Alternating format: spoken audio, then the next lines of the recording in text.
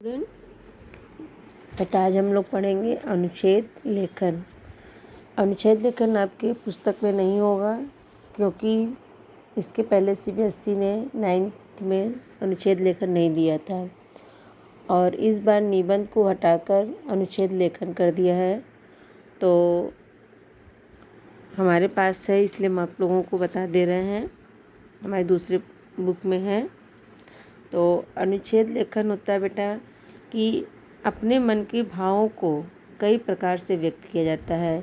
यानी अनुच्छेद लेखन होता है कि हम अपने मन की बात को किसी तरह भी प्रकट कर सकते हैं, किसी के सामने कर सकते हैं। और इसकी सबसे बड़ी विशेषता ये बेटा कि ये कम से कम वाक्यों में किया जाता है। जैसे कि आपका निबंध है, लिखा ये निबंध की तरह ही जाता है।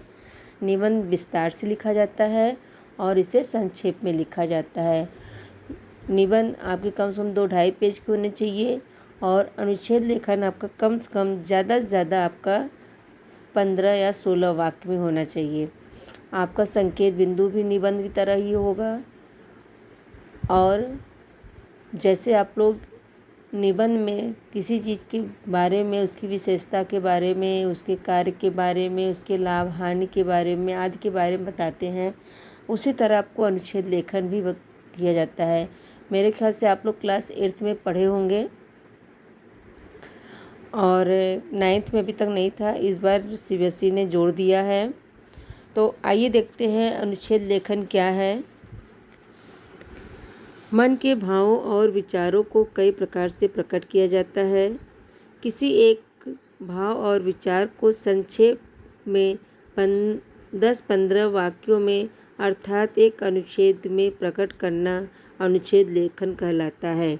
यानी अपने मन और भावों को प्रकट करने के लिए हमें 10-15 वाक्यों का जो पैराग्राफ तैयार किया जाता है उसे अनुच्छेद लेखन कहा जाता है और इसे संक्षेप में लिखा जाता है। यानी हमें सारी बातों को बताना है, लेकिन हमें मुख्य बातें बतानी होती है। जैसे कि निबंध में आपने सारी बातें बता देते हैं कि कैसे हुआ, कहाँ हुआ, क्यों हुआ।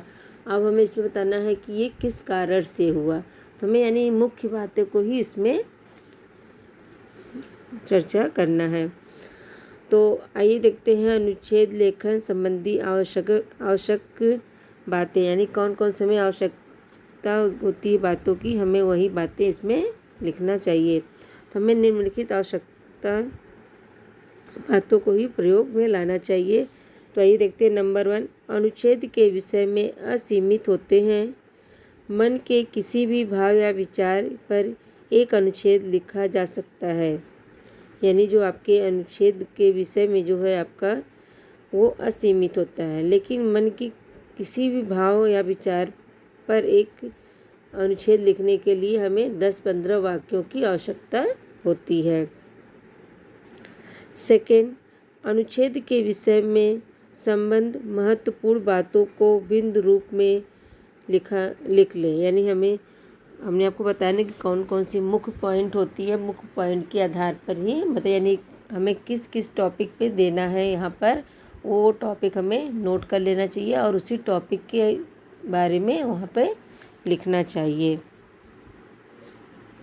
फिर थर्ड, उसके बाद उन्हीं बातों को समुचित विस्तार दें। यानी जो हम पॉइंट आपको दें या आपके पास जो पॉइंट हो उसी पॉइंट को ही विस्तार से लिख दीजिए।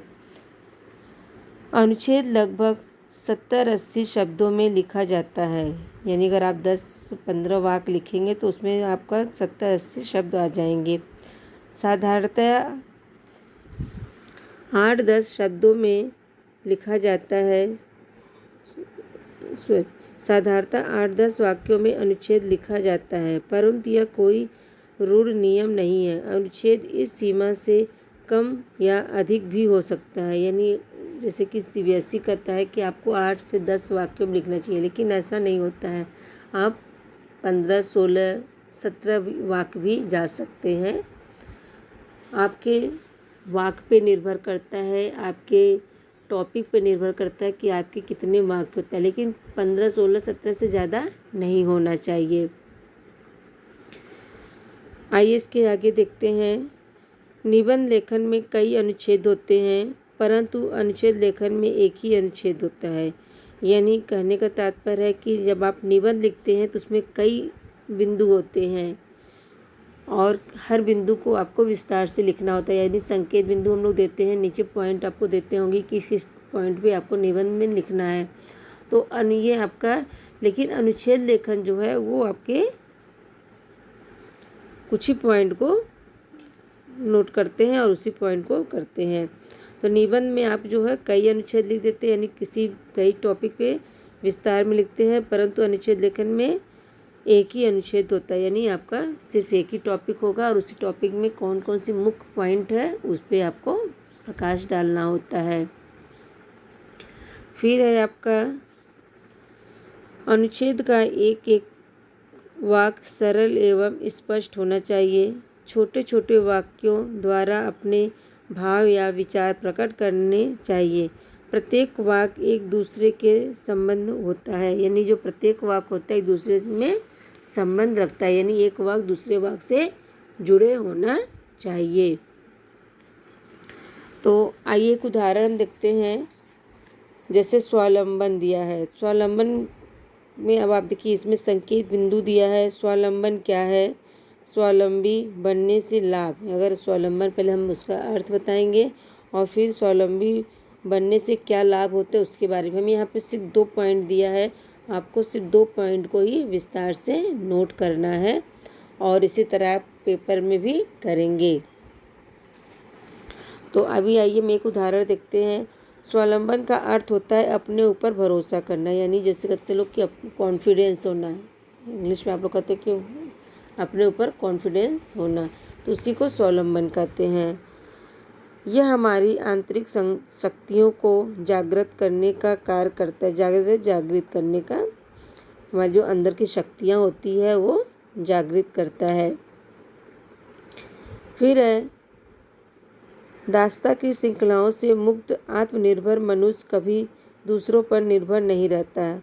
वह कठिन से कठिन काम स्वयं करता है, यानी जो स्वावलंबन व्यक्ति होता है वो अपने कठिन से कठिन कार्य को कर लेता, किसी के ऊपर निर्भर नहीं होता है।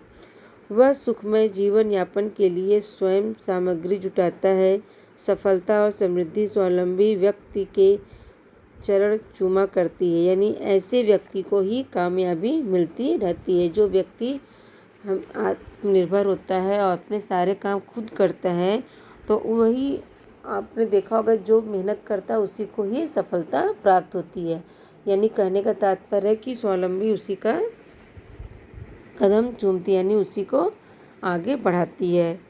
जो स्वयं पृथ्वी खोदकर पानी निकालकर अपनी तृष्णा शांत करने की क्षमता रखता है, जीवन की सफलताएं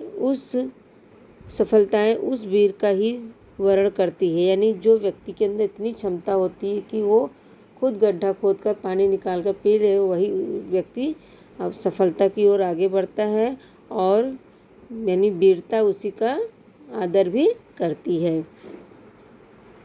इससे मनुष्य के हृदय में मानसिक स्वतंत्रता और आत्मनिर्भर की भावनाओं का उदय होता है, जिसके द्वारा वह प्रगति के पथ पर उत्तरोत्तर बढ़ता चला जाता है। यानी व्यक्ति आगे बढ़ता चलता है। जब उसके अंदर साहस होती है तो वो किसी कार्य के लिए पीछे नहीं हटता और सारे कार्य सरलता से करते हुए आगे की ओर बढ़ता चला जाता है।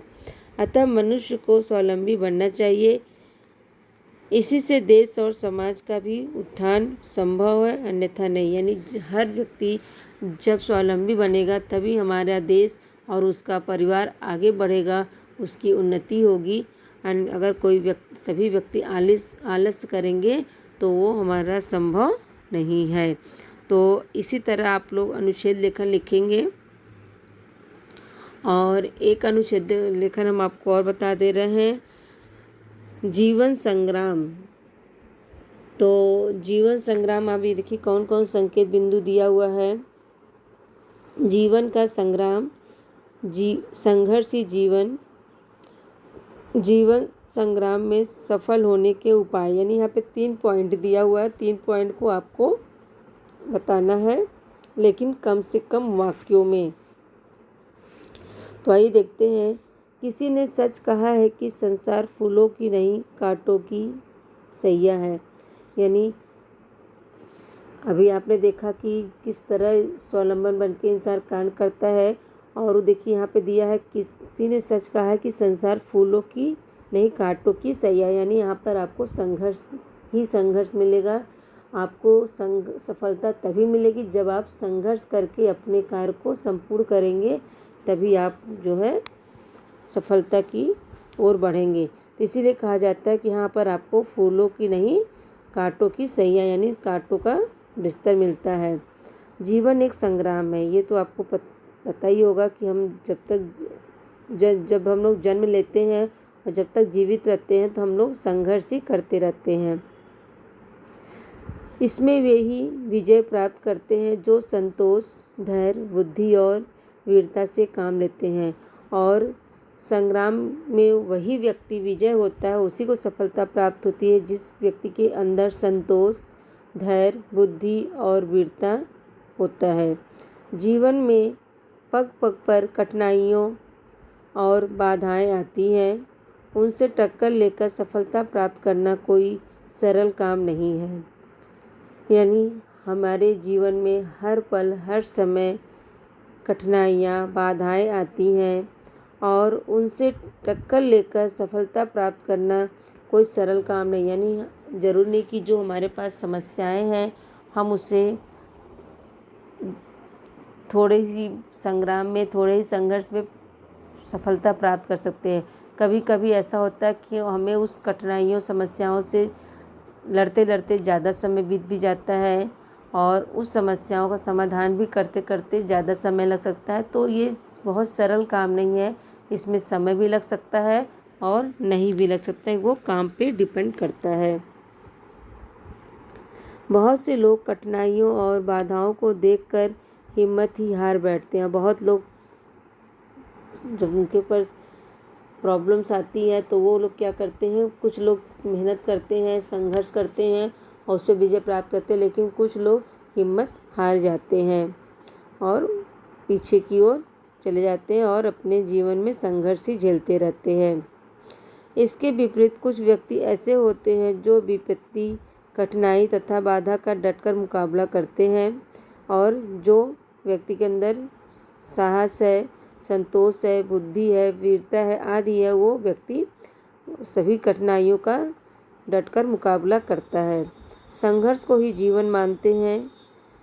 सुख दुख को समान समझकर अपने कर्तव्य का पालन करने में जुटे रहते हैं। यानी कभी उनका कहना होता है कि कभी जीवन में सुख आता है, कभी दुख आता है, तो सुख दुख को एक समान मानते हैं कि आज सुख है तो कल हमारे जीवन में दुख भी हो सकता है। आज हमारे जीवन में दुख है तो हमारे जीवन में कल सुख भी हो सकता है। इसी विश्वास के साथ अपने कर्तव्य पालन को के साथ साथ अपने जीवन को यापन करते रहते हैं। ऐसे लोग ही जीवन संग्राम में सफल तथा विजयी होते हैं। और जिस व्यक्ति के अंदर साहस और वीरता होती है, धैर्य होता है, संतोष होता है, वही व्यक्ति सफलता प्राप्त करता है और विजयी की ओर बढ़ता चला जाता है। तो बेटा आपको इसी तरह अनुच्छेद लेखन लिखना है और इसके बाद हम 2-4 आपको और भी बता देंगे एक्सरसाइज, जिससे आपको पेपर में तो आप लोग आराम से कर ले। तो अनुच्छेद लेखन बेटा 5 मार्क्स के आते हैं। आपको किसी भी पॉइंट को नोट, जो आपको एक चीज़ और बता दें कि जो जब पेपर बनता है तो उसमें संकेत बिंदु दिया रहेगा, उसी संकेत बिंदु को आपको दर्शाना रहता है। यानी उसी संकेत बिंदु के बारे में आपको विस्तार से लिखना है। विस्तार से मतलब ऐसा नहीं कि आप पूरा पेज भर दीजिए।